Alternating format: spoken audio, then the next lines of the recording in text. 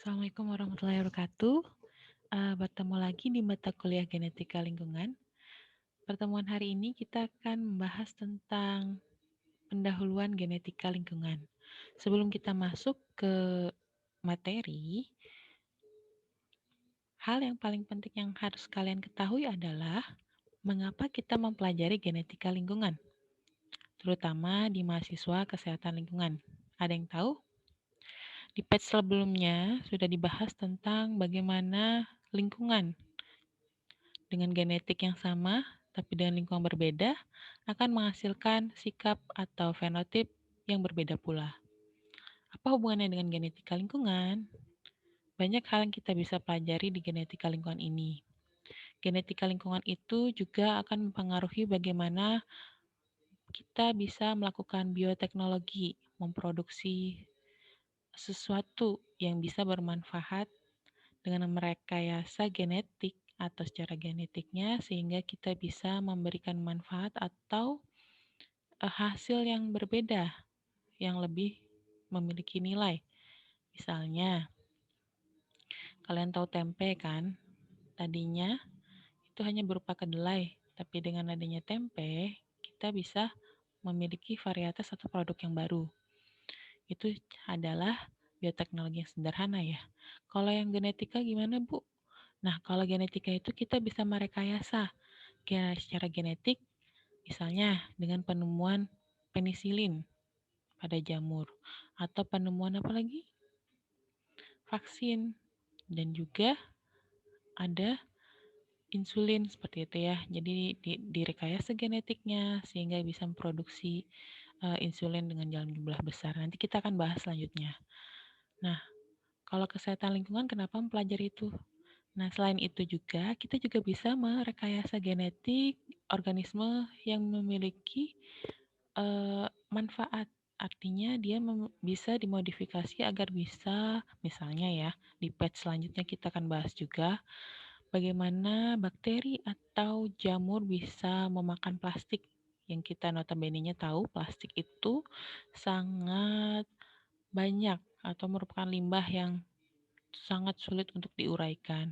Nah, para ilmuwan berpikir, bagaimana sih kita untuk membuat si plastik ini tidak memenuhi bumi kita. Nah, seperti itu ya. Jadi, rekayasa genetika untuk memberikan manfaat lingkungan yang lebih baik.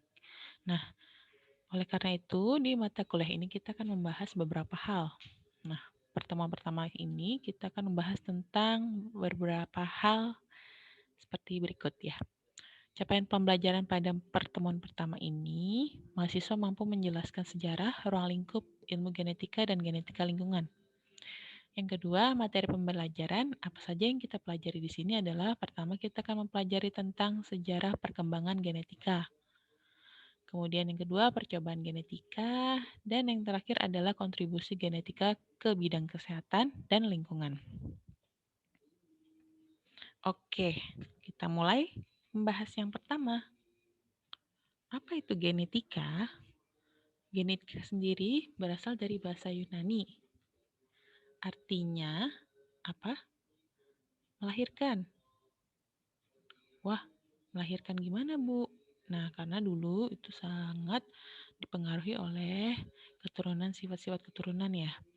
Jadi, dia kan mengenai materi genetik ada di dalam genetika. Bagaimana informasi genetik diekspresikan, bagaimana informasi genetik itu dipindahkan dari satu individu ke organisme individu yang lain. Jadi genetika itu mempelajari pewarisan sifat-sifat dari satu organisme ke organisme yang lain. Nah, bagaimana dengan sejarah awal penemuan genetika ini? Kita akan membahas tentang perkembangan ilmu genetika. Pada awalnya, genetika sendiri diawali dengan penemuan oleh ilmuwan Gregor Mendel pada tahun 1866. Mendel mengidentifikasi mempelajari persilangan antara kacang ercis dengan 7 sifat berbeda. Jadi dilihat dari bentuk benihnya, ada bunda dan keriput, warna benihnya kuning atau hijau, kemudian warna selaput luarnya, apa keluar dari bunganya, ungu dengan putih, bentuk kulit biji, warna kulit biji yang belum matang dengan yang sudah matang, dan juga letak bunga, serta panjang batang tumbuhannya, panjang atau pendek. Jadi dia melakukan persilangan pada tanaman kacang ercis dengan 7 sifat yang berbeda. Artinya, dalam satu individu atau spesies yang sama memiliki apa yo? Nah, itu yang dicari tahu lagi oleh ilmuwan selanjutnya. Jadi, mengapa Mendel memilih kacang ercis? Karena hidupnya tidak lama, mudah tumbuh dan disilangkan, dan memiliki 7 sifat yang berbeda, sehingga dapat diamati perbedaan sifat setelah dilakukan persilangan. Lalu, perkembangan genetika pada tahun 1882 oleh Fleming, dia menemukan adanya kromatin atau bagian yang menyerap zat warna. Nih, bagian yang kayak benang-benang ini namanya kromatin. Jadi ada yang panjang, ada yang pendek, yang sekarang disebut sebagai kromosom. Artinya dalam satu individu atau spesies sama memiliki jumlah kromosom yang sama. Itu pun ada perkembangan genetika selanjutnya pada tahun 1885. Jumlah kromosomnya tetap, Convery menemukan bahwa kromosomnya tetap. Jadi suatu individu punya kromosom tertentu. Lalu pada tahun 1903 digunakan istilah gen atau genotip dan fenotip juga. Istilah genetika sendiri ditemukan oleh William Bateson pada tahun 1905.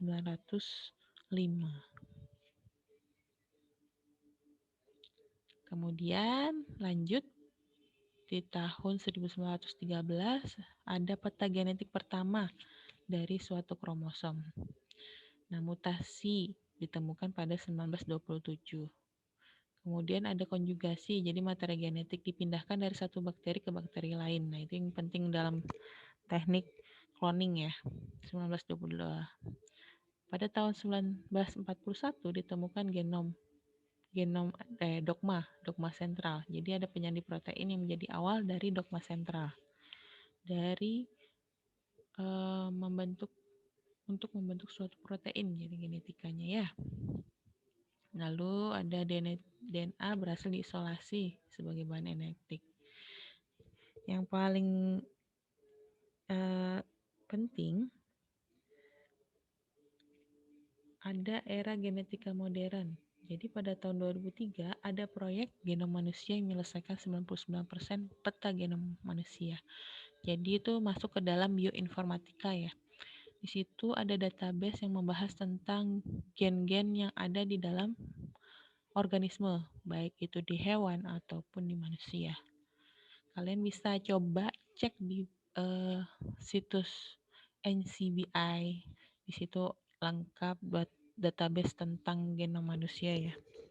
Nah, pada saat ini ilmu genetika telah berkembang pesat dan memungkinkan manusia untuk merekayasa serta menemukan teknik yang berkaitan dengan genetika. Nah, kalau dilihat dari strukturnya sendiri, penemuan ini sangat memberi pengetahuan yang sangat penting. Karena di sini kita bisa tahu bagian mana yang mutasi. Jadi ini adalah ikatan amino, asam amino. Adenin, guanin, tiamin, sitosin. Jadi adenin pasti berikatan dengan timin. Jika itu tidak terjadi, maka akan terjadi mutasi. Jadi perbedaannya itu akan terlihat baik secara fenotip maupun genotip. Ada yang mutasi yang terlihat secara genotip atau mutasi yang bisa terlihat juga pada sifat fenotipnya. Itu akan kita bahas di pertemuan selanjutnya. Oke. Nah, percobaan genetika sendiri berkaitan dengan genetika itu ada dua, PCR atau polymerase chain reaction dan rekayasa genetika DNA rekombinan. Oke.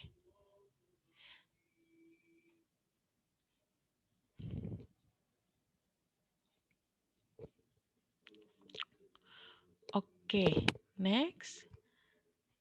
Kita saat ini, akhir-akhir ini kita sering mendengar istilah PCR. Oh, rapid test PCR atau tes PCR lebih efektif daripada rapid test. Nah, seperti itu ya. Dalam mendeteksi penyakit terutama pada masa pandemik sekarang.